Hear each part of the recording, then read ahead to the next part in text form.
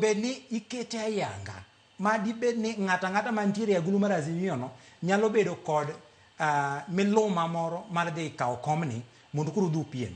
Kalonzo notemo lombowa ni mondo wawene Jambetre Kokimuli. Nowacho ni wan ok ne wabiro e Azimio kata nok wabiro e siasa mondo wawene ji. Ka Jambetre Kokimuli bende nigi thoche to bi mondo wapiem. Nobiro kata wayo kata onge thoche kata Kalonzo be onge thoche nikech ka korano mondi ema na organize jo Azimio mogoyo ombulu mothicho Kokimuli oko. Nyiso niya onge teko omiyo kata wan sani kaka chama wapenjore niya to kare ere teko Kalonzo e Azimio. Manyiso ni sani ndiko ka Migosi Raila Amolo Odinga o the African Union to Azimio karoto. Ma wan sani kaka jo Azimio waparo ni bangma nikech kolo semawa wadwa ni mondo wachak paro ni to koro e Azimio karka ere jago no madhi kawo kar Migosi Raila Amolo Odinga kopo ni Nyasaye ogwedhe o the African Union.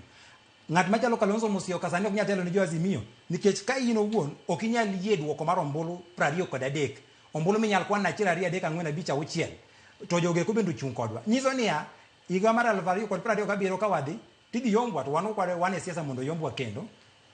Stonge ng'en Kalonzo Musyoka ne ok odhi e do Dr. Augustus Mulem no dhi e do ing'eyo man.